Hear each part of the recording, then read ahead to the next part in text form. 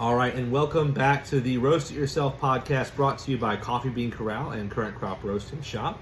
I'm Stephen Burnett with Coffee Bean Corral in Jackson, Mississippi, and with me is Catherine Mansell, certified Q grader and director of Current Crop Roasting Shop in New Orleans, Louisiana. Catherine, how's the weather today? It's lovely. It's lovely. Oof.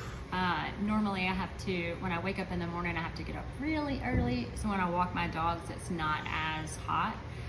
So we've been waking up and it's been nice and cool and staying cool throughout most of the day. So it's really great. Yeah. How's it Love going? That. I get the hoodie. Yeah. I got the hoodie on. Uh-huh. It's not like it's probably a little too warm still to wear the hoodie, but it's just brisk enough that I talk myself into it because it is nice to be able to kind of I love this weather. I love fall weather. It's my favorite time. So looking forward to more of that. And by the way, we didn't say this. Last episode was our 20th episode, and we had no fanfare. I mean, no fanfare at all. You people have put up with us for now. This is 21, so now more than 20 episodes, wow. And you guys deserve kudos for that. So, but anyway, that is what's up. Well, what have we been doing for more than 20 episodes? We've been setting aside about 10 minutes every single week to field questions from home coffee roasters and professionals alike about roasting, tasting, and most importantly, enjoying coffee. You can send your questions to questions@riypod.com. That's questions@riypod.com to get a nice shout out from us and to get your question answered. This week, we've got a question from Dennis L. from the PNW, Pacific Northwest, and he asks, how do you explain acidity, especially from different beans/roasts? My guess, unless the question comes from a coffee expert, the question is based on bitter roasts or some problem with serving. I know beans have different taste profiles, but do you think an Ethiopian could be non-acidic? Thanks, David L. from the Pacific Northwest. All right, David, what do we think? Do we think an Ethiopian could be non-acidic, Catherine? I think so, but I just want to say his name is Dennis. Dennis L. What did I say? David. Oh my. I mean, it's close. Well, I don't know where I got David from.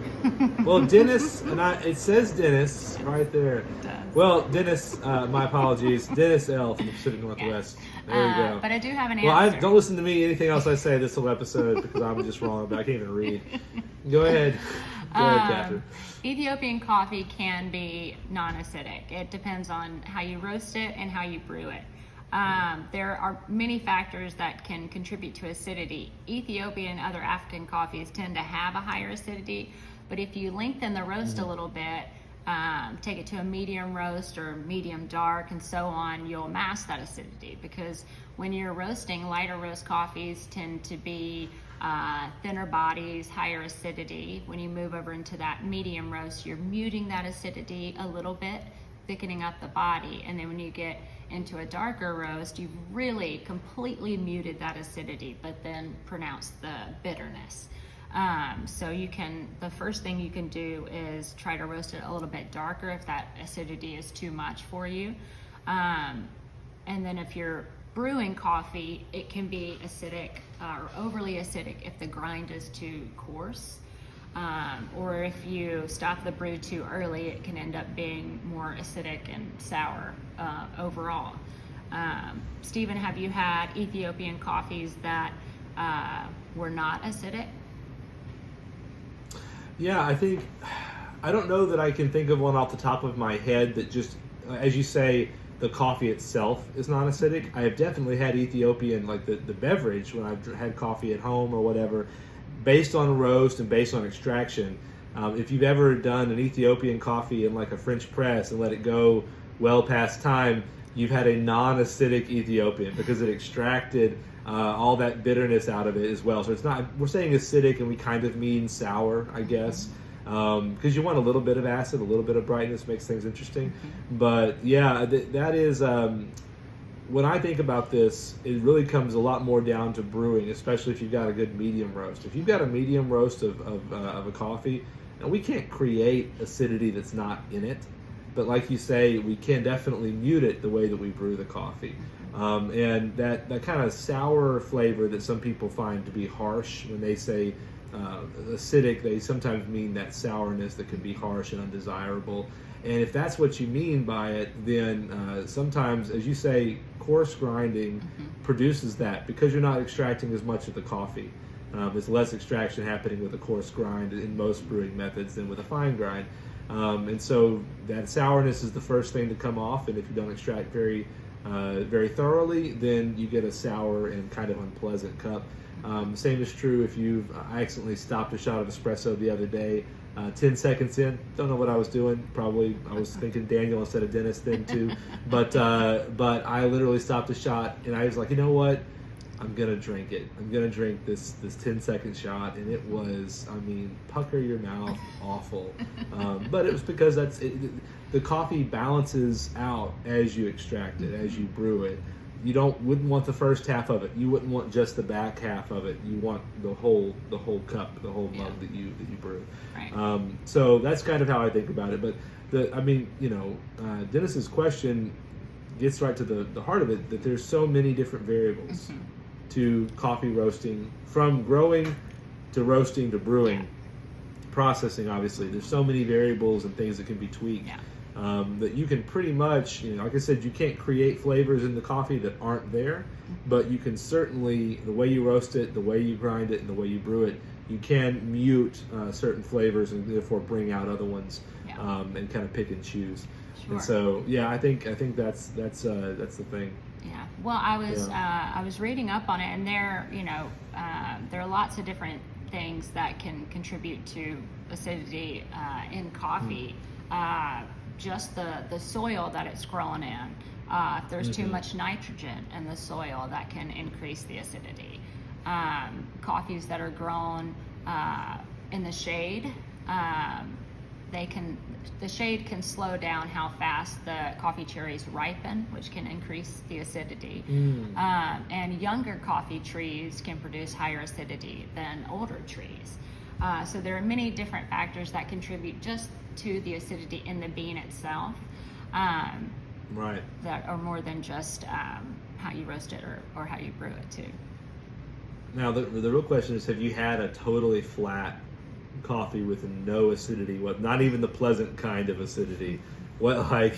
I can tell by your expression, it wasn't great, huh? It wasn't great. It was flat. All of those things just balance it out. Like, when I'm going through and I am evaluating a coffee, there's so many different things that I'm going through and evaluating. And when the coffee has no acidity, when it's really flat, it's just sort of blah.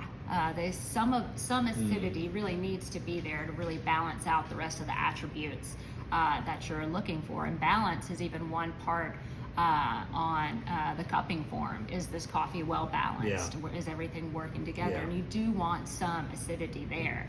Obviously too much acidity where it tastes, like malic acid or like a really sour green apple is not something that you're looking for, but just that nice pop of acidity can really change a cup from boring to great.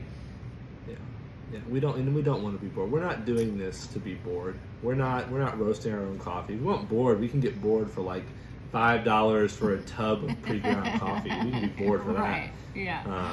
That's awesome. We wouldn't have 140 coffees to choose from either if we were bored. Yeah. That's outstanding. Now, to shift gears slightly, you were telling me, and I should have asked you this earlier, but you were telling me you guys were doing a whole bunch of wholesale orders today. Yes, we have been.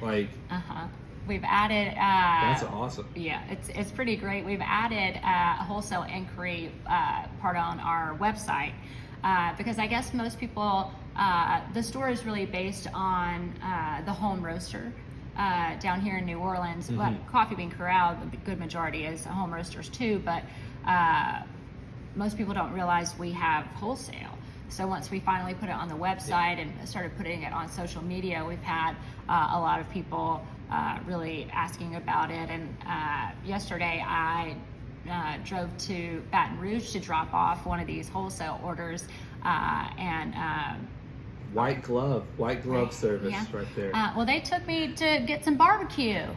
So it was all in What? all a great day. I got new barbecue from a place I'd never gone amazing. to before in Baton Rouge, and then I got to meet some good folks that have recently been buying wholesale from us.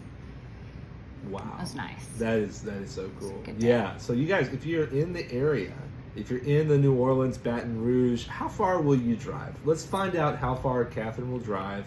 Like, will you come to Houston? How about Florida?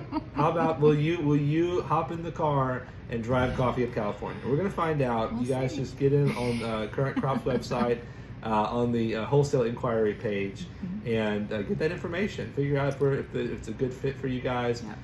We are, both Current Crop and Coffee Bean Corral are very geared towards the home roaster, but we just found that so many home roasters start their own businesses just out of, it's almost gets away from them. And so we're like, what can we do for people that have been using us for the home roasting, and now friends, relatives, farmers markets, and in websites, all these kind of things are buying coffee, and they need some specific help with that on the supply side. So we're here to offer that. If that's you, definitely check it out at currentcroproasting.com. And we have wholesale. We have a Rancher Wholesale page, rancherwholesale.com as well. Yeah. So, but we work together, and that's kind of how it works. We're here to serve you guys any way we can. But I won't drive it to your house. That's a Catherine thing. That's a Catherine service right there. Yeah. But yeah, I hope Dennis. I hope P&W Dennis, not David. No Davids, not David at all. Dennis, I hope this answer was helpful to you. I hope you got some good information out of it, and hope you keep exploring and experimenting with different coffees and finding out how to bring out acidity or mute it down if you want to do that. But Catherine, in this complex discussion, do you think we may have left something out? Maybe. I'm sure. Possibly. I'm sure. Yes. You sure? Yeah. Okay, we're sure. We're not going to leave that out. We know we left something out. So, dear listeners, if you have a different perspective or think we dropped the ball on something, you have a different idea, a tip or trick, any of that, we're coming up on trick or treat season. So, tip, trick, or treat. If you have a treat, any of those things, get in the comments and give it to us. Let us know. Because that's what we're here for. We're here to share information, share about coffee, and keep the conversation rolling and rolling and rolling, providing hopefully good content in a small, short, and digestible package in these 10-minute-ish episodes. We're excited to watch the Roast It Yourself podcast continue to grow and reach more people. So we can't do that without you. So please continue to share and comment and like and all that good stuff. Subscribe if you're not subscribed already. That would be the best way, the easiest way. Yeah. We also could not do this without our audio video wizard, Josh Sampmeyer, and our graphic designer, Jatavian Walker. Thank you guys both for everything that you do. Remember to send any questions you have about coffee roasting or coffee in general to questions at riypod.com. And otherwise, have a great day and happy roasting. Bye, y'all.